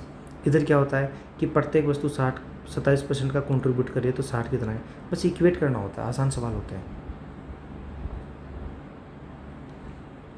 अब ये देखो, जब एक फूलदान को 175 में बेचा जाता तो होने वाला लाभ उस हानि का गुना होता जो उसी फूलदान को 126 में बेचने पर होती।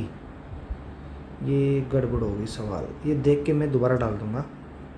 चलो नेक्स्ट करते हैं, क्योंकि यहाँ पे कुछ मिक्सिंग हुआ है, क्योंकि इंग्लिश मीडियम के लिए भी दिक्कत करेगा, हिंदी मीडियम में ये दोनों सवाल। आगे बढ़ते हैं, ये करो, ये अच्छा सवाल है। दिवाली की सेल में एक दुकानदार 3 स्ट्रिंग लाइट्स की खरीद पर 3 स्ट्रिंग लाइट की खरीद पे 1 स्ट्रिंग लाइट मुफ्त देता है। ये क्या लाइन है, ये क्या है, ये डिस्काउंट है। ये ऐसे नहीं बोल के क्या बोलता है कि 3 और 1 4, 3 और 1 4, अगर आप 4 खरीदोगे तो आपसे सिर्फ 3 के पैसे लिए जाएंगे। अब इस बात को जैसे मैं दुकानदार के पर्सपेक्टिव से बताता हूँ, तो कैसे करता हूँ कि दुकानदार इधर देता है, इधर से लेता है। सामान कितना दिया, 3 ये और 1 4 लाइट दी, कितनी दी, 4 दी। पैसे कितने के लिए, 3 स्ट्रिंग लाइट की खरीद पर 1 स्ट्रिंग लाइट मुफ्त, मतलब 3 के पैसे लिए, कितने के, 3 के, बस, और कुछ नहीं है। ये आप खुद को लिखना, आप सीख भी गए होंगे कि कैसे करते हैं। अब देखो, और साथ ही 24% की छूट भी देता है। 24% की छूट का मतलब हो गया 25 पे 6 की छूट, तो 25 पे 6 की छूट का मतलब 19। आगे देखो, उसने स्ट्रिंग लाइट की लागत मूल्य पर कितने प्रतिशत की बढ़ोतरी की जिससे उसे कुल लेन देन में 52% का लाभ हो। अरे देखो, इसने बना दिया, इसने पहले मार्कअप है ना बहुत अच्छे से बढ़ा रखा था, फिर इसने ये इतना नाटक कर दिया, फिर भी इसको 52% का तो प्रॉफिट हो रहा है। इसका मतलब 52% का प्रॉफिट हो रहा है ये सब करने के बाद। तो अपन निकालते हैं, मान लिया कि मार्कअप हमने, हमारी कॉस्ट प्राइस क्या थी, 100 रुपये थी, इसको मार्कअप करके हमने एक्स में बेच दिया, ठीक है, मतलब एक्स मार्कअप कर दिया हमने। तो अब अपने को एक्स की वैल्यू निकालनी है, ठीक है। और बाकी उसको कितने का प्रॉफिट हो रहा है, 52 का मतलब हो गया 100 पे 152, 100 पे 152, मतलब 50 पे कितना क्या हो गया, 76 का हो गया। अब इन तीनों को गुणा कर दो, 4 गुणा 25 गुणा 100 बटे में इन दोनों का गुणा लिख दो, 3 गुणा 19 गुणा एक्स बराबर में लिख दो ये, इधर वाले के लिए ऊपर 50 लिख दो, नीचे वाले के लिए ये लिख दो, इक्वेट कर दो। एक्स की वैल्यू निकालनी है। एक्स की वैल्यू कैसे निकलेगी, ये 2 बार कट गया, ये 19 से 4 बार कट गया, ऊपर कुछ बचा नहीं बचा, तो 25 और 4 100 बन गया, और 4 दूनी 8 ही हो गया, बट्टे में 3 है, ये एक्स की वैल्यू आ गई। एक्स की वैल्यू कितनी आ गई, 800/3। ये 800/3 क्या है, ये 800/3 क्या है, यहाँ तो 100 तो अपनी क्या है, सीपी, तो मार्कअप कितना परसेंट किया वो निकालना है। तो ये क्या होगा, क्या होगा, 100 अपनी सीपी थी, प्लस अब 100 निकाल दो तो कितना बचा, कितना बचा देखो, 500/3, ये तो बचेगा। इसको मैंने ऐसे लिख दिया कि ये सीपी है, ये बढ़ाया हुआ है, तो कितना मार्कअप किया अपन ने, 500/3, किस पे किया, 100 पे, तो कितनी वैल्यू आ गई, देखो कितनी आ गई, 5/3। 5/3 क्या होता है, 100% प्लस 66 से ही 2/3%। ये सब यहाँ आपको समझ में नहीं आया होगा, मुझे पता, जल्दीबाजी कर दी मैंने, चलो बता देता हूँ। आपको इतना पता चल गया कि x की वैल्यू 800/3 है, ये किसकी वैल्यू है, x की वैल्यू है।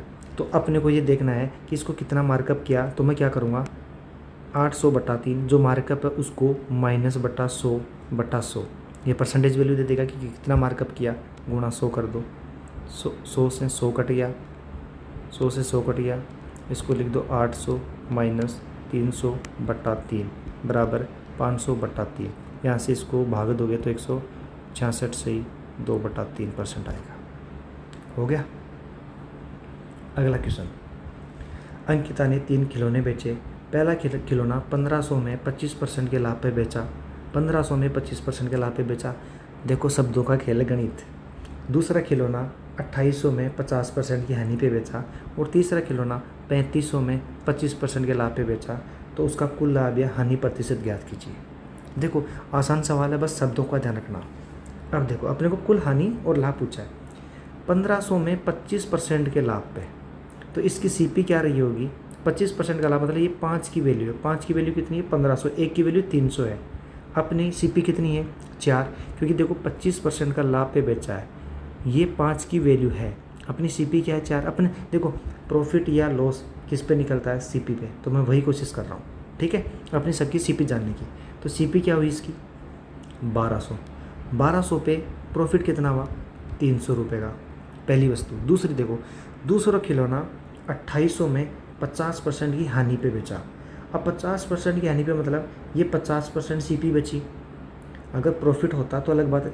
देखो यहाँ पे 50% हानि का मतलब ये 50% सीपी की वैल्यू है, तो सीपी की वैल्यू कितनी होगी टोटल 5600। लॉस कितना हो रहा है 2800 रुपये।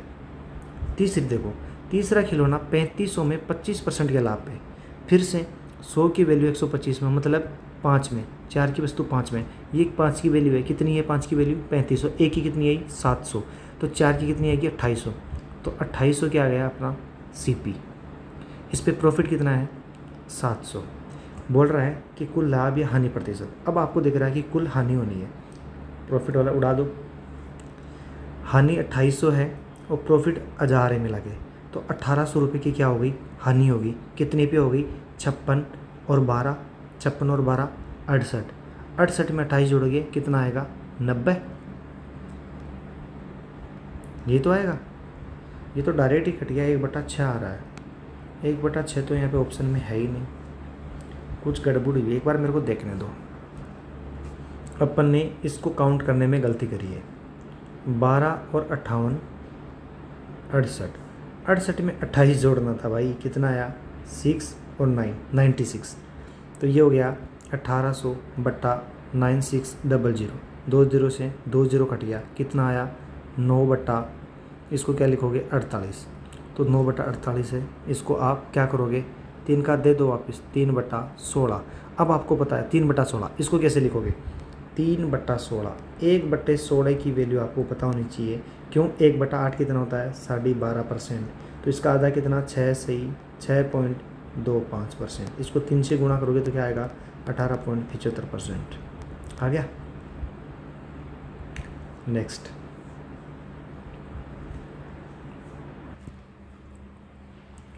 देखो एक कंपनी एक विशेष उत्पाद पर 25% की छूट दे रही है। अनुराग ने एक स्टोर का दौरा किया। वह ऐसा सौदा ढूंढने की कोशिश कर रहा था कि जिससे वह कम से कम 300 रुपये की बचत कर सके। यदि प्रत्येक वस्तु की कीमत 340 है तो उसे न्यूनतम कितनी वस्तुएं खरीदनी चाहिए। थोड़ा सा दिमाग लगाओ कि अनुराग ऐसे स्टोर पर गया जहाँ पे 25% की छूट चल रही है और उससे 390 रुपये बचाने हैं। जो भी वहाँ पे SP लिखा हुआ है, मतलब जो भी वहाँ पे मार्कअप लिखा हुआ है, उस मार्कअप की जो प्राइस होगी टोटल, उस टोटल से उसको 390 रुपये बचाने हैं। देखो इसको सीधी भाषा में अगर मैं समझाऊँ तो आप ये समझो कि इसको कैसे भी करके जो छूट मिल रही है ना, ये छूट 25% की, ये 25% छूट मिला के इसको 390 रुपये कम से कम बचाने। ठीक है, अब देखो इस सवाल को आप कैसे करोगे कि एक वस्तु 340 की है, एक वस्तु 340 की है, तो इस पे कितने रुपए बचा पाएगा एक वस्तु पे। ये कितने की वैल्यू है 100 की वैल्यू है, लेकिन 25% की तो छूट दे रहा है। 25% की छूट दे रहा है मतलब अपने को 25% की वैल्यू चाहिए। ये कितने की वैल्यू है 100 की वैल्यू है, तो 25% की क्या होगी 1/4 कर दो डायरेक्ट। तो एक वस्तु पे ये इतने पैसे बचा लेगा। इसको टोटल कितने बचाने हैं 340, तो एक वस्तु पे इतने बचाए, इसने मान लो कि n वस्तुएं मिला के 340 रुपये बचा लिए। तो n की वैल्यू निकालनी, कैसे निकालोगे, इस 4 को इधर भेज दो सीधा ही, इस 0 को इस 0 से काट दो। 390 की बचत है भाई, 390 करो, अभी तो 34 भी घट जाता। मुझे इतना आसान सवाल कैसे पूछ लिया। 390 तो क्या बचा 39 गुणा 4/34, एक बार और काट दो 2 और 17, ये कितना है 78/17। अब 78/17 है, मतलब ये 4 बार तो पूरा जाएगा, प्लस कुछ रह जाएगा कितना 10/17। 70 चौक 68 होता है ना, तो 68 से 4 प्लस 10/17, मतलब कम से कम उसको देखो वस्तु 4 तो पूरी खरीद ली, 5वीं वस्तु का इतना ही भाग खरीदा। ऐसा तो होता ही नहीं है, स्टोर से पूरी वस्तु खरीदनी पड़ती है, तो इसको कितनी वस्तु खरीदनी पड़ेगी 5 वस्तुएं। आया समझ में?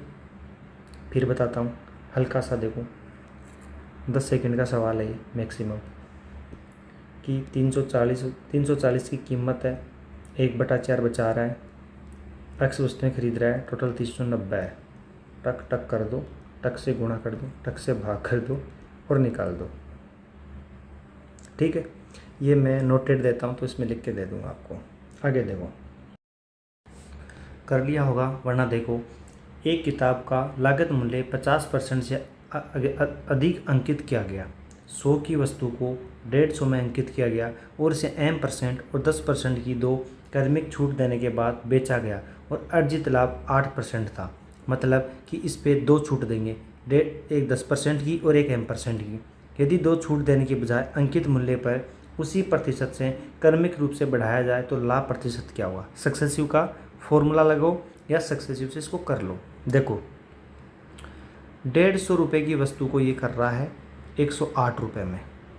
ठीक है, पहले 150 पे 9/10 किया 10% से, फिर हमने मान लिया कि ये M% से कर रहा है, मतलब x से इसको घटा रहा है। देखो मैं सीधा लिख दिया। अब देखो कैसे आएगा, कैसे वो देखो, 108 है, आपको पता है 0 से 0, 9 गया 12 बार, ये गया 4 बार, ये गया 5 बार, तो x क्या कर रहा है 4/5 से घटा रहा है। देखो मैंने क्या किया, आप समझे नहीं, मैंने डायरेक्ट x लिख दिया। ये आपको सिखाने के लिए यूज किया है मैंने, अदरवाइज़ मैं आपको बेसिक से भी समझा देता कि जो 10% है वो 9/10 से कम कर दिया, मतलब 10 की वैल्यू थी उसको 9 तक कर दी। और x वाले ने क्या किया, जो 5 की वस्तु थी उसको 4 रुपये कर दिया, मतलब जो 100 की वस्तु थी उसको 80 में कर दिया, मतलब 20% वैल्यू है m की। m क्या है 20%। आपको फिर से समझाता हूँ मैं ये बात, यहाँ से समझो, बहुत सारे बच्चों को नहीं समझ में आएगी, आपको यूज़ करना सीखना है कि 150 की वस्तु है, इसको पहले 10% से कम कर दिया तो 10 की वैल्यू 9 में कर दी। फिर मुझे नहीं पता कि M% क्या है, मैंने x लिख दिया डायरेक्टली। ठीक है, जैसे कि 10 को क्या लिखते हैं 9/10 ऐसे लिखा, वैसे मैंने x लिख दिया कि x की वैल्यू क्या आएगी। यहाँ 108 लिखा, ये काट दिया मैंने 0 से 0, 9 को 12 बार, ये 4 बार, ये 5 बार, तो x की वैल्यू क्या आ गई 4/5। अगर मैं x को उठा के यहाँ पे लिख दूँ 150 गुणा 9/10 गुणा x की जगह में लिख दूँ 4/5, तो 4/5 क्या बोल रहा है कि हम 5 की वस्तु को 4 कर रहे हैं, इतने से कम कर रहे हैं, मतलब 100 की वस्तु को 80 में कर रहे हैं, मतलब m की वैल्यू क्या आ गई 20%। अब ये बोल रहा है कि इस 150 के बाद इसको घटाने के बजाय बढ़ा दो, तो 150 पे हम 20% बढ़ाएंगे तो कितना आएगा 6/5, फिर हम 10% बढ़ा देंगे, कितना आएगा 11/10। 11/10 अब इसको कर दो, कैसे करोगे 0 से 0, 5 से 3, ये आ गया 18 × 11, तो ये कितना आ गया 8, 9, 1, 198 रुपये की चीज़ बन गई है। 100 की वस्तु 198, मतलब प्रॉफिट कितना हो गया 98। नेक्स्ट, बहुत आसान है, सक्सेसिव है, आप खुद से कर सकते हो। 100 की वस्तु 70 रुपये बढ़ा दी, मतलब 100 की वस्तु 170 में, अब यहाँ पे 5% का छूट दी जाती है, मतलब 20 पे 5, ये इसकी वस्तु की कीमत हो गई। 20% का मतलब 5 की वस्तु 4 में हो गई, फिर 20% की अतिरिक्त छूट का मतलब 20% की छूट का मतलब 4/5। तो इसको आप सोल्व करोगे तो आपको कैलकुलेशन करनी पड़ेगी 0 से 0, लेकिन मैं इसकी कैलकुलेशन नहीं करूँगा। देखो कैसे, यहाँ पे 5 है, यहाँ पे 5 है, यहाँ पे 6 है, यहाँ पे 6, मैं डिजिटल सम लगाऊंगा सीधा, मेरे को दिख रहा है 4 और 3 7, 7 और 6 13, मतलब 4, यहाँ पे 9, यहाँ पे 1, यहाँ पे 12 3। डिजिटल सम का सबका अलग अलग आ रहा है, फिर मैं इसको गुणा करूँगा, पहले 16 करूँगा, फिर 19, फिर 17, फिर 25 का भागूंगा। मैं सीधा डिजिटल सम कर रहा हूँ। देखो यहाँ नीचे क्या है 5 और 5 25, 25 को 2 से गुणा किया 50, नीचे 50 आ रहा है, नीचे 5 आ रहा है, नीचे 1 बनाना है तो मैं 2 से गुणा कर दूंगा ऊपर नीचे, 5 दूनी 10, 1 बन गया। अब देखो 4 4 16, 16 का मतलब 7, यहाँ 1 है, यहाँ 17 का मतलब 8, 8 7 56, 56 गुणा 2, 56 में कितना है 5 6 11 2, 2 गुणा 2 कितना 4। तो इधर भी जिस ऑप्शन में डिजिटल सम 4 है वह आंसर होगा, बात खत्म। इसलिए बोलता हूँ डिजिटल सम आपको आना चाहिए। ये एक क्वेश्चन मैंने जानबूझ के डाला था कि मैं आपको डिजिटल सम से सिखाऊँ। आपको डिजिटल सम सीखना है, यूट्यूब पे किसी भी टीचर का देख लो, सब बढ़िया पढ़ाते हैं। अगर ज़्यादा ही ज़रूरत पड़ी तो फिर मैं पढ़ा दूँगा। बहुत बेसिक कंसेप्ट है, सवाल सॉल्व हो गया होगा। अपन करते हैं। लॉकडाउन के दौरान एक राज्य सरकार का प्रत्येक परिवार के सदस्य को 40 रुपये प्रति किलोग्राम की लागत से 4.5 किलोग्राम चावल मिलते हैं, लेकिन वितरक 4.5 किलोग्राम की बजाय इतने ही रुपए देता है, इन्हें इतने ही केजी देता है। डिसऑनेस्ट शॉपकीपर की तरह कि भाई पैसे कितने के लिए, यहाँ से देने का काम, यहाँ से लेने का काम। ये मैं इसलिए लिख रहा हूँ ताकि आपको रट जाए प्रैक्टिस करते करते। भाई लिया कितने पैसे का, 4.5 केजी के पैसे लिए, सामान कितने दिया, 3.75। इसको सोल्व करो। ये 45 है, इसको आप एक काम करो, पहले 5 से काट लो, दिख नहीं रहा था। 7 5 75 9, 3 से काट दो। ये कितना है, 4 5 में 9, इधर क्या आया 7 और 2 5, सही है। इसको 3 से काटा, इसको 25, ठीक है। ये आगे 0 है, ठीक है। ये 5 है, ये 6 है। अब देखो 5 से 6 रेशियो आ गया। इस बात को समझने की कोशिश करना है, इसमें गहराई क्या है कि 6 वस्तु राज्य सरकार ने भेजी, 6 वस्तु राज्य सरकार ने भेजी और बेच ये 5 ही रहा है, दे 5 ही रहा है अपने कस्टमर्स को, अपने परिवारों को, जो भी है गांव के। ये एक बचा रहा है, इस एक को ब्लैक में बेच रहा है। इस बात को समझ जाओ। इससे यही मतलब समझो कि टोटल 6 थी, सरकार ने 6 भेजी, बट ये परिवारों में 5 ही बांटी, एक इसने साइड में रख ली।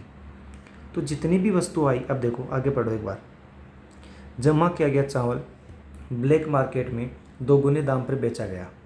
40 का भाव था, मतलब 80 में बेचेगा। ये भी लिख लो इधर, इस एक को 80 में बेचेगा।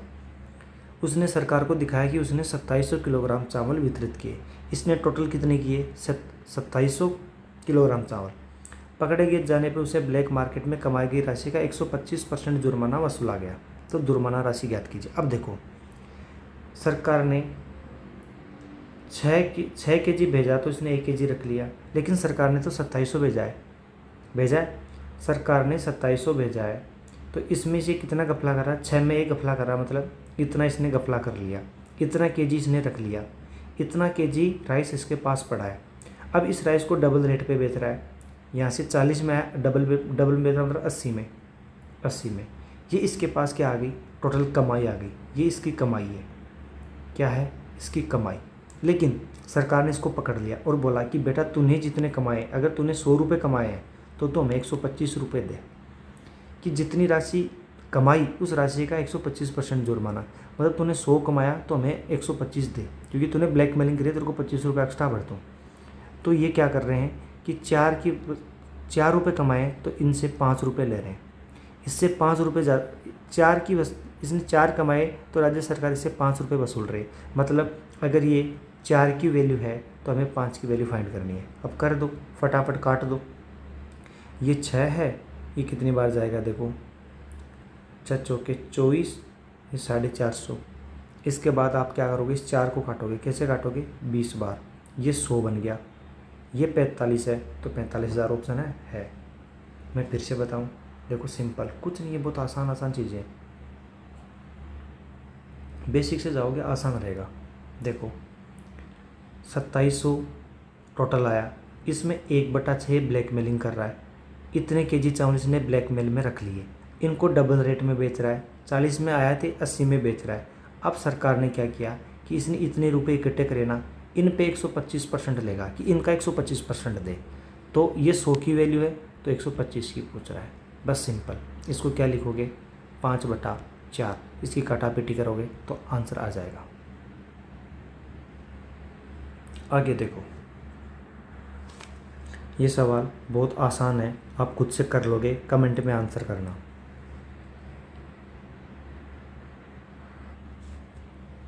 ये सवाल शायद सबसे हो गया होगा, अगर नहीं हुआ तो कोई बात नहीं। देखो समझो, एकदम बेसिक क्वेश्चन है, एकदम बेसिक।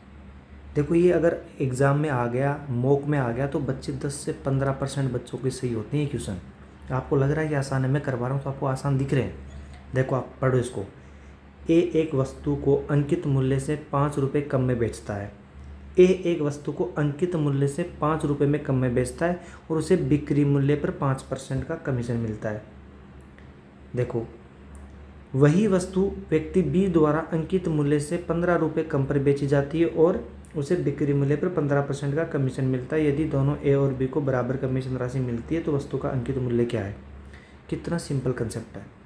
ये बोल रहा है कि ए है वो एक वस्तु है, हमने मान ली कि वस्तु की प्राइस एक्स है, मार्कअप प्राइस या एस पी जो अंकित है ये मार्कअप प्राइस एक्स है, लेकिन ए ने इसे क्या किया, मार्कअप प्राइस से 5 रुपये कम में बेचा और इसको बिक्री मूल्य पे, मतलब ये एस पी है, इस पे 5% का कमीशन, 5% का मतलब 1/20, ये इसको मिला कमीशन। ये कमीशन किसके बराबर है, इसके बराबर। कैसे, इसने बी द्वारा अंकित मूल्य से 15 रुपये कम, अंकित मूल्य 15 है, यानी एक्स है, इसमें से 15 रुपये कम में ये बेच रहा है और इसको बिक्री मूल्य पर 15% का कमीशन, मतलब ये एस पी है, इस पे 15% का कमीशन का मतलब 3/20। ये दोनों वैल्यू बराबर है, कर दो, सिंपल है। x - 5 बराबर 3x - 45, इधर x से गया 2x बराबर यहाँ आ गया 40, x की वैल्यू कितनी आ गई 20। देखो, कितनी ही लैंग्वेज टेढ़ी मेढ़ी करके, कितना ही बड़ा करके सवाल दे दे, सवाल बेसिक से करोगे बहुत आसान रहेगा। लास्ट सवाल, ये सवाल बहुत आसान लग रहा है, आप लोग आराम से कर लोगे। देखो, एक विक्रेता 12% की छूट देता है यदि किसी ग्राहक द्वारा खरीदे गए विभिन्न उत्पादों की कुल बिक्री कीमत 3000 से कम है। पहली कंडीशन है कि 3000 से कम है तो 12% की छूट, और 15% की छूट यदि कुल बिक्री 3000 से अधिक है। तो एक शर्ट जिसकी लागत 900 रुपये है, आनंद को 9% लाभ मार्जिन के साथ बेची गई, और एक जैकेट जिसकी लागत मूल्य 1900 है, उसको 6% लाभ पर बेची गई, तो आनंद को अंतिम बिल भुगतान के लिए कितनी राशि चुकानी होगी। आप करोगे, आसान है। अब मैं इसको थोड़ा सा जल्दी आपको बता दूं, बाकी आसान सवाल है। देखो, 900 रुपये में जिसकी लागत 900 है, आनंद को 9% के लाभ पे, मतलब 900 रुपये क्या है, कॉस्ट प्राइस है दुकानदार के लिए। दुकानदार के लिए ये कितने में पड़ी, ये कॉस्ट प्राइस है, ये 100 की वैल्यू है, लेकिन दुकानदार इसको कितने में बेच रहा है, 9% पे, तो 9% की वैल्यू निकाल लो। ये एसपी होगी दुकानदार की, हो गई, प्लस यहाँ पे 1900 रुपये में, ये 1900 किसकी रेट है, सीपी की, तो सीपी क्या होता है 100%, प्रॉफिट कितना है 6%, 106 हो गया।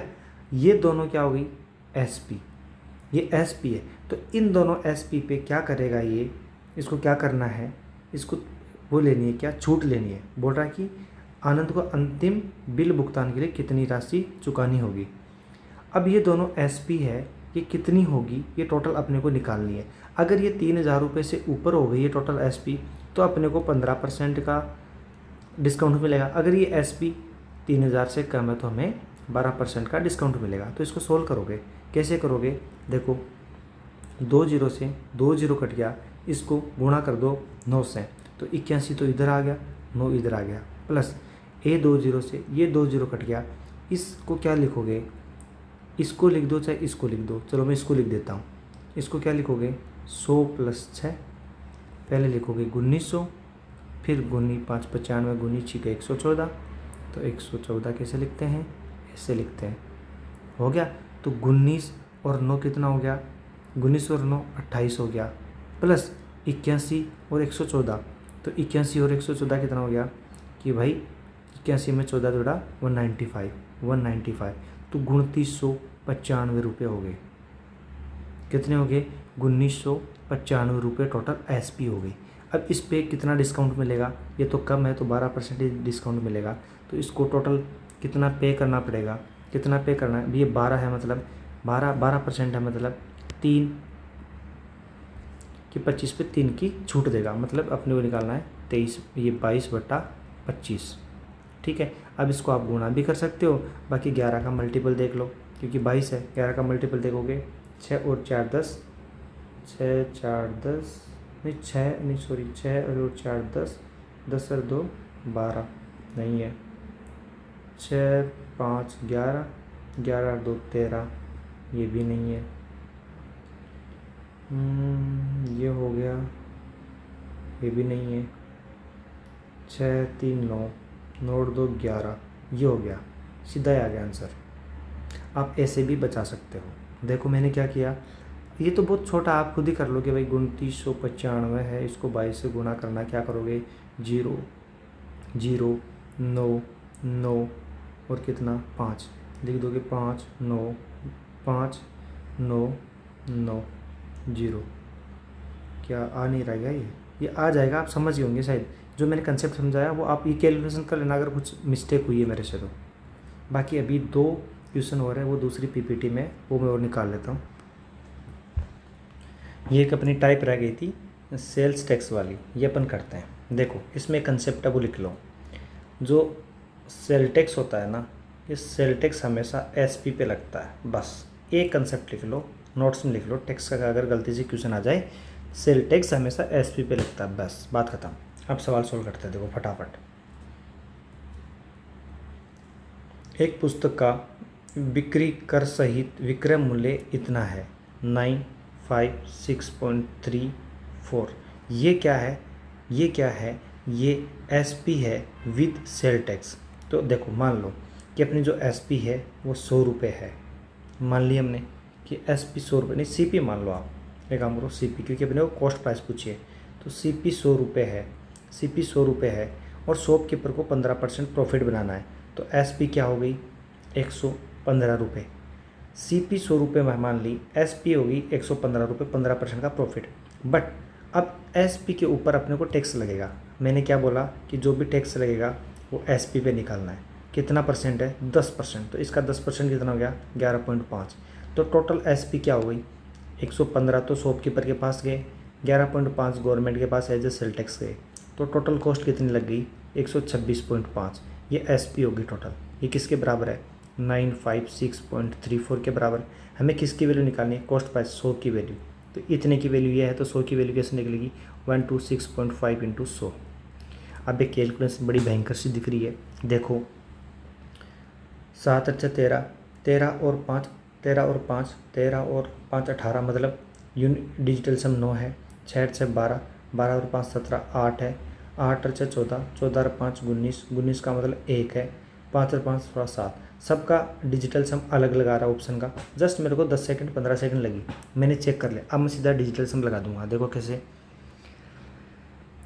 5 तो नीचे आ गया डिजिटल सम में, तो 5 है तो इस नीचे क्या बनाना अपने को, 1 बनाना है। तो ऊपर नीचे किसी गुणा करूँगा, 2 से कर दिया। अब इनका डिजिटल सम कर लो, 9 तो गया, 6 3 9 गया, 9 गया। तो ये देखो कि इसका डिजिटल सम है वो 9 ही आ गया, सीधा सीधा ही नहीं आ गया, क्योंकि 9 को किसी भी चीज़ से मल्टीप्लाई करो उसका डिजिटल सम 9 ही आना है। तो यहाँ से 9 आ गया, तो मतलब पहला ऑप्शन अपना 756। दूसरा, एक दुकानदार एक वस्तु जिसकी लागत मूल्य 500 रुपये खरीदते समय लागत मूल्य पर 12% का सेल टैक्स देता है। सीपी कितनी है, 500, इस पर 12% का सेल टैक्स देता है, मतलब 12% क्या होगा, 12 पंजे 60, 60 रुपये। और सीपी कितनी होगी, 560 होगी। आगे बोल रहा है वह अंकित मूल्य पर 16% की छूट देने के बाद 20% का लाभ अर्जित चाहता है, तो अंकित मूल्य क्या होगा। जो मैंने कंसेप्ट बताया MP बटा CP, ये बोल रहा है MP मैंने क्या बोला, ज़्यादा होता है। MP कितना होता है, प्रॉफिट जोड़ दो 20, CP कम होती है, क्या कर दो, डिस्काउंट कम कर दो, 100 माइनस 16 कितना आ गया, 120 बटा 84। 12 से कट रहा है कितनी बार, 10 बार, कितनी बार, 7 बार। अपने को CP कितना है, 560, CP कितना है, 7 है। मार्कअप प्राइस निकाल लिए, तो 80 है, ये 80 गुणा है, तो उसको 80 टाइम्स गुणा कर दो, 800 रुपये। तो दोस्तों अपने जो प्रैक्टिस सेशन थे प्रॉफिट लॉस के, वो आज कंप्लीट हो गए। अगर किसी ने 500 प्रैक्टिस सेशन देखे हैं, जो भी भाई और बहन हैं, अगर 500 सेशन देखे हैं और आपको कैसा लगा, आपने कितना सीखा, मैंने बहुत स्मूथली सिखाने की कोशिश करी है। आप ये कमेंट में ज़रूर बताना कि सर हमने 500 सेशन देख लिए प्रॉफिट लॉस के और हमें बहुत मज़ा आया। क्योंकि आप छोटा सा कमेंट करोगे बट मेरे लिए बहुत तगड़ा मोटिवेशन का काम करेगा। मैं और अच्छे से आपके लिए सेशंस को लाऊंगा और अच्छे से डिज़ाइन करके लाऊंगा कि आपकी जो प्रैक्टिस है वो हो सके मेरे क्वेश्चंस मेरी PDF से आपको बेटर मिले। तो आप ये ज़रूर बताना अगर आपने 500 सेशन देखे हैं तो। ठीक है, मैं आज के लिए इतना ही।